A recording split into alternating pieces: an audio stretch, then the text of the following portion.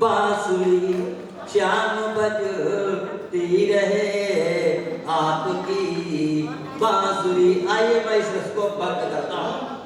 और देखिए एक रचना हुई है, उसे आप देखें, हो सकता है थोड़ा समझ में आ जाए और समझ में आ जाना भी चाहिए। एक हमने बहुत ही एक बालक के मुंह की बात छीनी है। एक बाल गीत है, हम उसको नहीं छीनी है, बल्कि हम आज से 50 साल पहले पीछे चले गए। देखिए सुनिए। माँ का प्यार दुलार कहाँ है, मिलता नहीं है ढूंढने से। माँ का प्यार दुलार कहाँ है, माँ का प्यार दुलार कहाँ है, बचपन की फटकार कहाँ है, मिलती नहीं है। माँ का प्यार दुलार कहाँ है, बचपन की फटकार कहाँ है। और इसका अग्रिम युग देखें। भीतर भीतर स्वप्न सहेजे, भीतर भीतर स्वप्न सहेजे, बाबूजी की मार कहाँ है, भीतर भीतर स्वप्न सहेजे, बाबूजी की मार कहाँ है, माँ का प्यार दुलार कहाँ है। अग्रिम युग में देखें। टिप टिप बूंदों में चच्चा का, अब तो चच्चा कहते नहीं, अंकल जी कहते हैं, उसमें पता ही नहीं लगता है ताऊ जी है कि काका जी है, ऐसा कुछ होता है। देखें। टिप टिप बूंदों में चच्चा का, टिप टिप बूंदों में चच्चा का, आल्हा गीत मल्हार कहाँ है, टिप टिप बूंदों में चच्चा का, आल्हा गीत मल्हार कहाँ है। अग्रिम युग में देखें।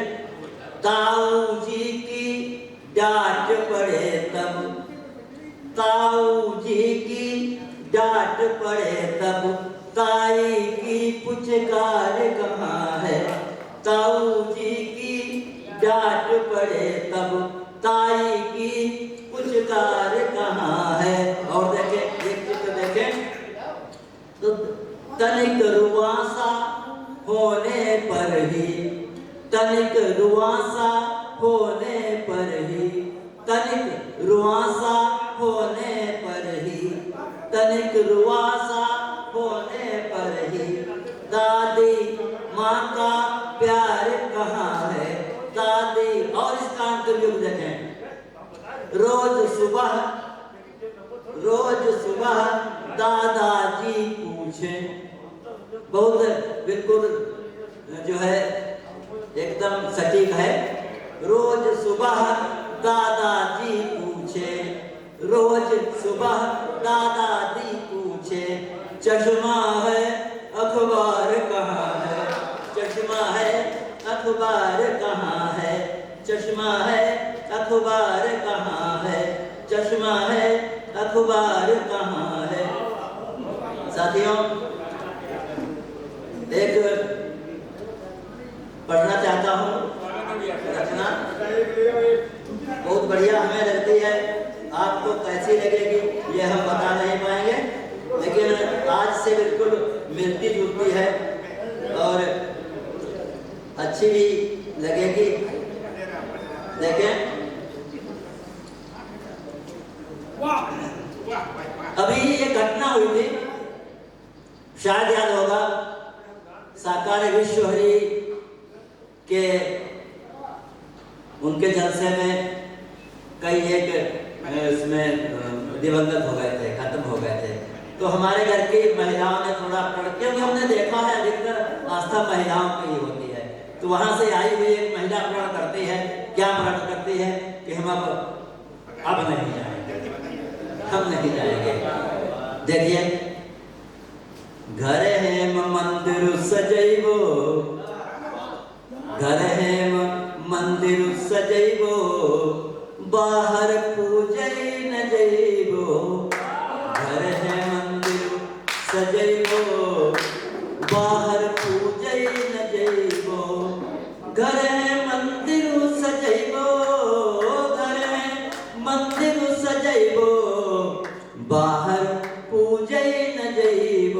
वो क्या चाहती है उसने विचार बनाया है कि माई बाप का, सास ससुर का, माई बाप का, सास ससुर का, माई बाप का, सास ससुर का, घर के छोटे बड़े जनन का, गौरी शंकर बने को बाहर पूजे न दे।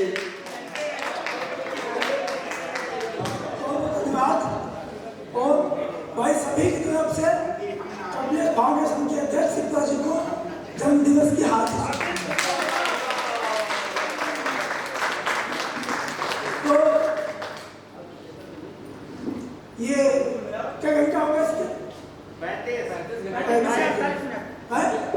घंटा 48 मिनट। बहुत बढ़िया हुआ है, 35 घंटे हो गए।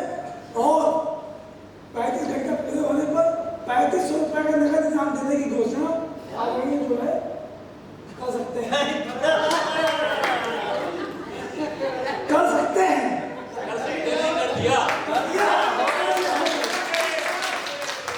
तो इसी बात पर हम लोगों की नाश्ते वाली व्यवस्था हो गई। अब ऐसा करते हैं, इनको पढ़वा देते हैं। हाँ, तो ऐसा है, गोला के भामाशाह सच्चाई। गोला में 3 संस्थाएं हैं।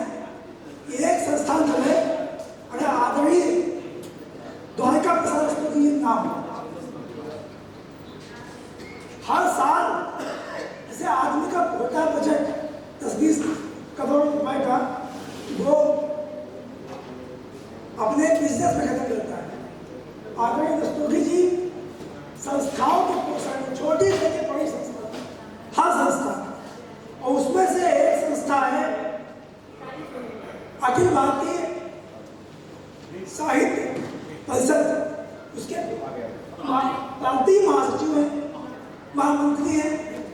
तमाम पुरस्कारों से अगर हम पुरस्कार बोलने लगेंगे तो 15 मिनट पुरस्कार कम से कम अभी ढाका संस्थान का भी तत्काल पुरस्कार प्राप्त किए हैं। और सबसे बड़ी बात कि हमारी आयोजन समिति के महत्वपूर्ण सदस्य हैं। तो जो ये आयोजन देख रहे हैं आप हैं, इसमें भी डॉक्टर द्वारिका प्रसाद स्टूडियो जी का बहुत बड़ा योगदान रहा है। एक था तुम शपथ पत्र की स्याही, और ये प्रकाशित हुई है। 700 सम्मान, कोला भूषण, संस्कार भारती, भारत रत्न की राष्ट्रीय सम्मान, तमाम सम्मान आदरणीय द्वारिका प्रसाद स्टूडियो जी को मिले हैं। अब चूंकि तारीख 27 हो गई है, तारीख 27 हो गई है, तो 27 तारीख में पहले कवि ग्रुप में 27 तारीख के पहले कवि ग्रुप में आदरणीय द्वारिका प्रसाद स्टूडियो जी को हम आमंत्रित करते हैं और अपना कार्यपाठ करें। धन्यवाद। मैं सर्वप्रथम शिप्रा बिटिया को जो है उसके जन्मदिन की जो है शुभकामनाएं प्रेषित करता हूँ। हम यहाँ पर जो कवि बिरादरी के सभी लोग बैठे हुए हैं, श्रोता, सभी लोगों की तरफ से आपको जो है धन्यवाद, बधाई। ज्ञान की देवी माँ वाणी की आराधना से कोई भी कार्यपाठ, कोई भी सार्थक अनुष्ठान शुरू होना चाहिए। मैं माँ वाणी की जो है आराधना से ही अपना कार्यपाठ प्रस्तुत करना चाहता हूँ। दिव्यता प्रदान करो, दिव्यता प्रदान करो, ज्ञान चक्षुओं को मातु लेखनी को मेरी धार धार कर दीजिए। दिव्यता प्रदान करो, ज्ञान चक्षुओं को मातु लेखनी को मेरी धार धार कर दीजिए। राष्ट्रहित चिंतन में हर पल बीते अम्ब, काबरथ पे सवार आके भर दीजिए। दिशाहीन काव्य रच रहे तेरे वाणी पुत्र, उनमें भी गीता सार भाव भर दीजिए। नीर चीर भेद कर सके तेरे लाल आज, उनमें भी हंसों सी उड़ान भर दीजिए। दोहा गीत गजल वा छंदों का है ज्ञान नहीं, दर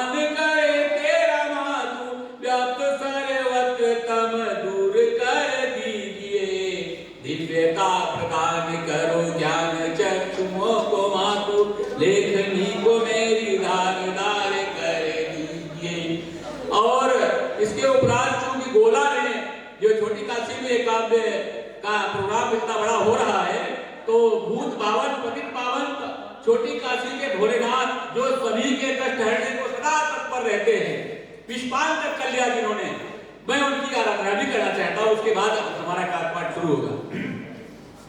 हे प्रकृति नियंत्रक दिव्य रूप, रक्षक संहारक काल रूप।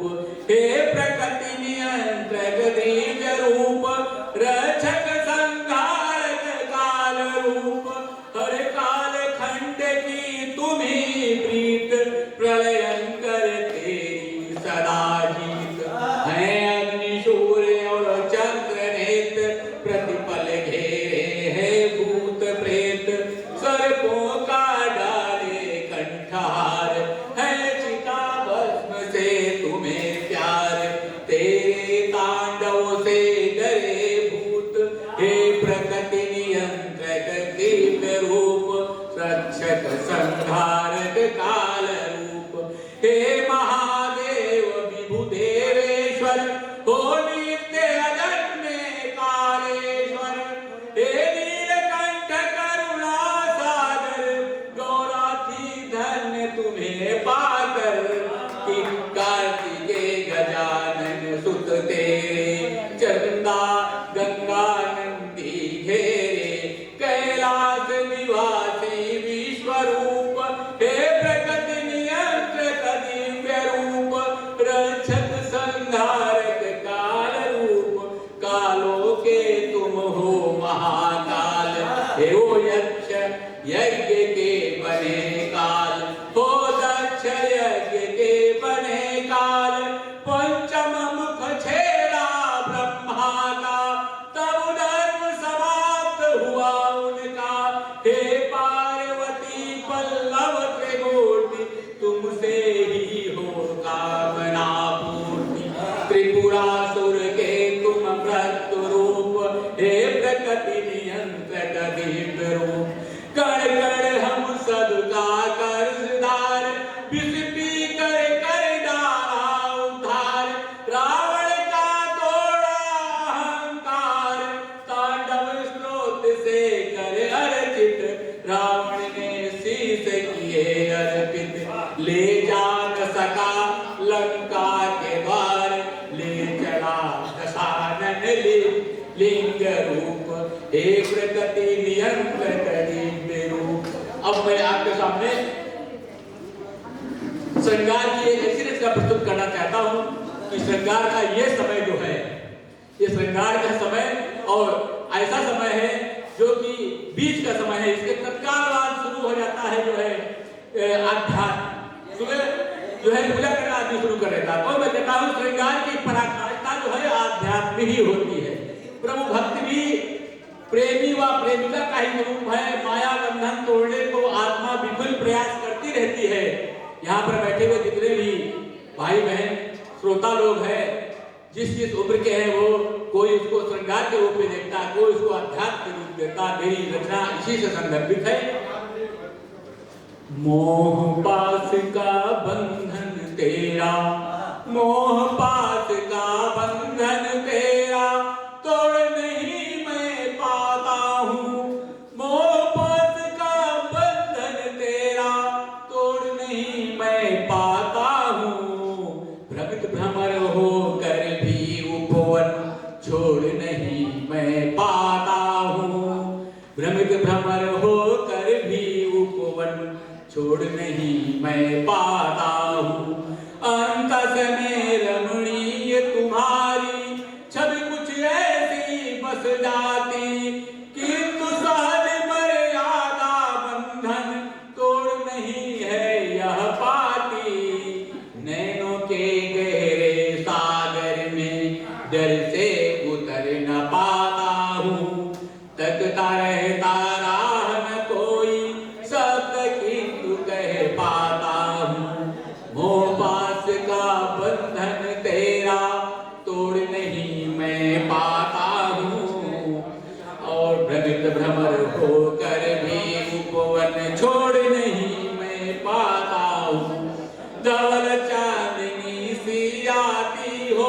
मेरे उड़ के आंगन में टेसु और पलाश लगाते, आज हमेशा यौवन में दर्द पपिए सांस कर भी बोल नहीं मैं पाता हूँ।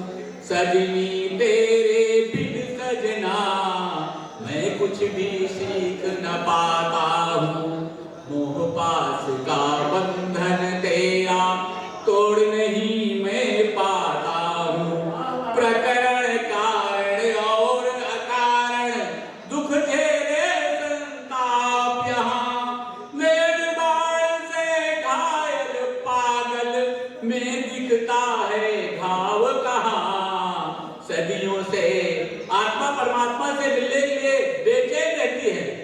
सदियों से मिलने की कोशिश बार बार दोहराता हूँ।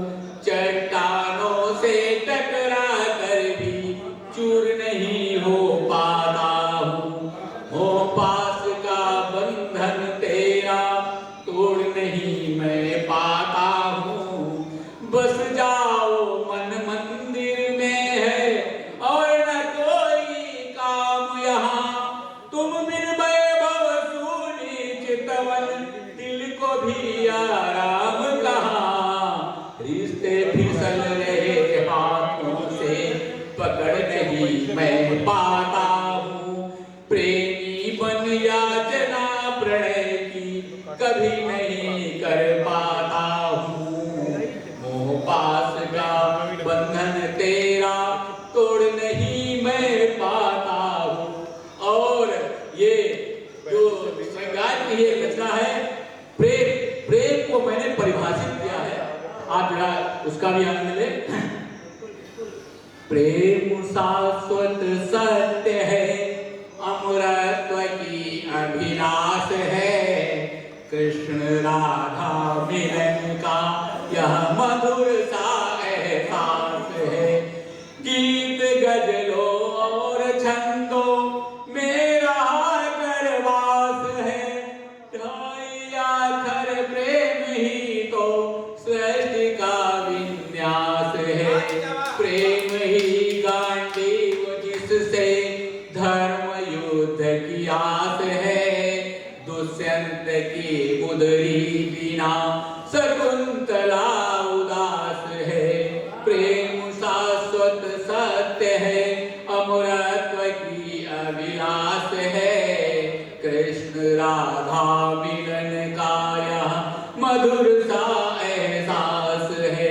प्रेम मर्यादा में रहकर जा रहा बनवास है।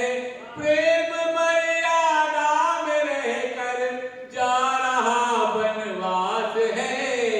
भीलनी के बेर झूठे राम का उल्लास है। बीगी पर के उर्मिला ताकती आकाश है। प्रेम पन्ना धायका देता हमें विश्वास है। प्रेम शाश्वत सत्य है, अमरत्व का की अभिलाष है। कृष्ण राधा मिलन का यह मधुर सा एहसास है। प्रेम का पर्याय प्रेम का पर्याय मीरा भोग है न विलास है। विश्व बड़ा प्यारा पिया श्याम का आभास है। प्रेम ही होता समर्पण, प्रेम ही इतिहास है। प्रेम पंखों में लिए पंछी उड़े आकाश है। प्रेम शाश्वत सत्य है, अमरत्व की अभिलाष है। कृष्ण राधा मिलन का यह मधुर सा एहसास है। प्रेम पलकों में पला पावन प्रबल अनुप्राश है। प्रेम भौरों का है गुंजन, दीप का जो प्रकाश है। प्रेम ही स्वच्छंद मधुबन में किशन का रास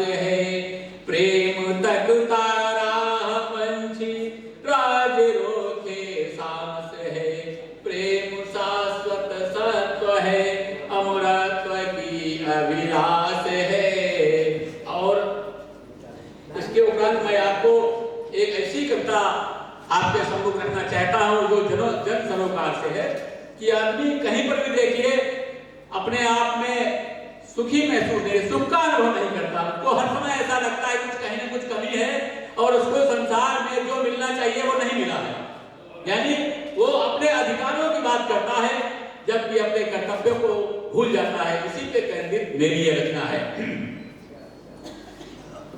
कर्तव्य छोड़ अधिकारों का ही केवल चिंतन रह जाए, उपकार सृष्टि के भूल मनुज भौतिकता में ही खो जाए। कर्तव्य छोड़ अधिकारों का ही केवल चिंतन रह जाए, उपकार सृष्टि के भूल मनुज भौतिकता में ही खो जाए। दीपक कर्तव्य भूल अपना तम में ही बैठा रह जाए, ज्वाला शीतलता पाने को जल से ही लिपटी रह जाए।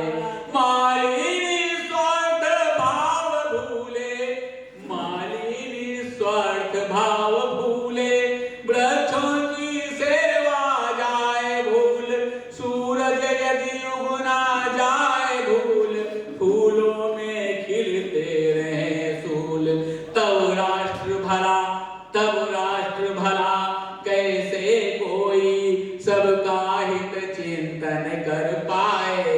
कर्तव्य छोड़ अधिकारों का ही केवल चिंतन रह जाए, उपकार सृष्टि के भूल मनुज भौतिकता में ही खो जाए।